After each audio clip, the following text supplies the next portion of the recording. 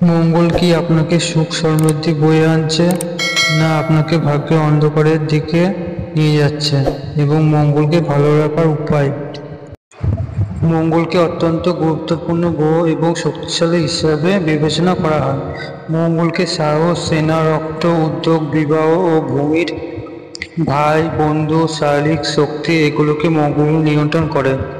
মঙ্গল লগ্নে চতুর্থে, ষষ্ঠে, সপ্তমে, অষ্টমে আর দ্বাদশ ঘরে মাঙ্গলিক বলা হয়।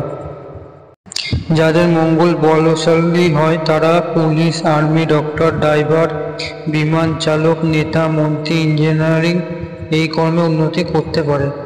আমি অনেক কুণ্ডলিতে বিচার করে দেখেছি যে যখন মঙ্গলের দশা শনি অন্তর্দশা আসে তখন ফাঁড়া, রক্তপাত, দুর্ঘটনা হতে, এবং শনির দশা মঙ্গলের অন্তর্দশা আসলেও তখন ফাঁড়া, দুর্ঘটনা, রক্তপাত হতে দেখেছি। আর 100%-এর মধ্যে 99%-এর হবেই, মিলিয়ে দেখে নেবেন।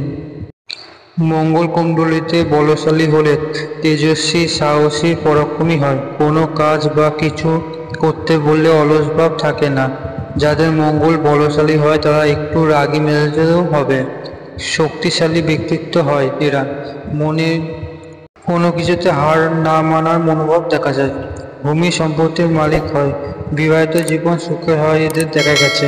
শারীরিক রোগ ব্যাধি বেশি হাবি হতে পারে না।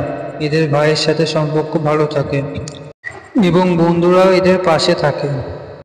আর মঙ্গল বলশালী হলে কুণ্ডলিতে এরা সোজাসাপটা কথা বলতে বেশি পছন্দ করে।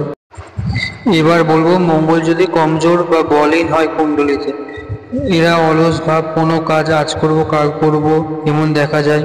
নিজের ভেতরে থাকা কথা সাহসের সাথে বলতে পারে না। ভীতু ধরনের দেখা যায়। শরীরে কিছু না কিছু রোগ ব্যাধি এদের লেগেই থাকে। কাজকর্মে এনার্জি কম দেখা দেয়। এবার আলোচনা করব খারাপ মঙ্গলকে নিয়ে। যাদের মঙ্গল খারাপ থাকে কুণ্ডলিতে তাদের কি হতে পারে?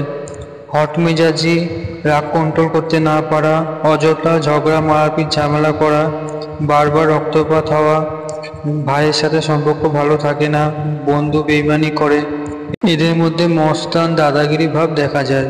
মঙ্গলের জন্য উপায় করতে পারেন, হাতের উপর বালা পড়তে পারেন, বা বছরে একবার রক্তদান করতে পারেন, বা হনুমান চালিসা পড়তে পারেন বা শুনতে পারেন।